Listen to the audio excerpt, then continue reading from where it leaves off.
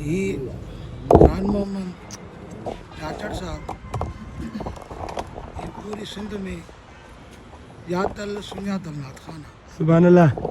ऐं हिकिड़ी इन जी हिकिड़ी वॾी ख़ुशूसियत तमामु असांखे दिलि खे मुतासिर बि कयो।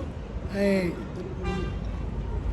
जंहिं टाइम में असां त उन तक़रीब में कोन हुआसीं, उस्ताद लीमे जे लाइ जेको साईं जन जो उस्ताद हो उनखे तक़रीबा जेके बि इन असुल खां वठी नंढियूं वॾियूं खान मोहम्मद जो शौक़ु हूंदो आहे त मां दोस्तनि खे घुराए तक़रीबूं नंढियूं वॾियूं असुल खां वठी हिन जो जोश विलविलो हिन जी महिनत ऐं तमामु ज़हन जो बि तेज़ आहे।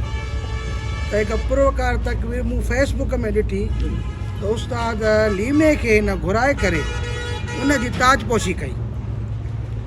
ऐं इहो वॾो हिकिड़ो खान मोहम्मद साहिब जे लाइ एज़ाज़ हो।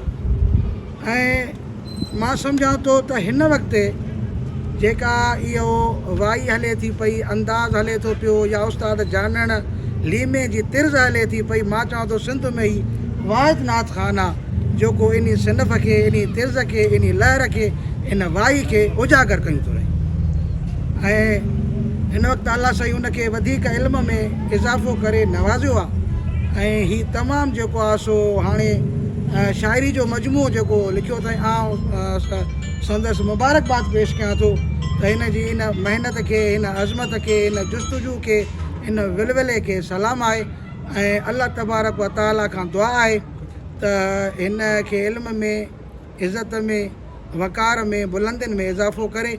ऐं अल्लाह तबारक व ताला हिन खे अञा एतिरी वरी हिन जे आवाज़ में जादूगिरी रखे, हिन जे तिर्ज़ में जादूगिरी रखे त हीअ वञा आवाज़ खे वधीक जेको हीअ इन ई सिन्फ़ जा, इन ई तिर्ज़ जा, इन ई वाई जा शागिर्द पैदा करे।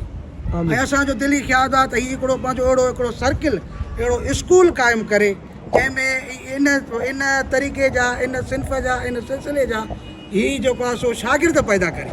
असांजी दिली ख़्वाहिश आहे अलाह उनखे नवाज़ींदो।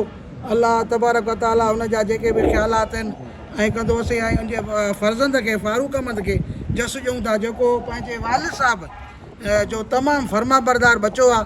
ऐं उन जी बि महिनत जेका आहे सो तमामु घणी आहे। असां उनखे फारूक अहमद खे बि जस पेश कयूं था त अलाह कंदो उहो बि मुरकंदो महकंदो रहंदो।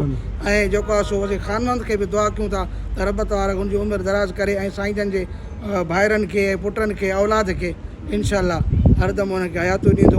अस्सलामु अलैकुम। हज़रत बीर बहुत बहुत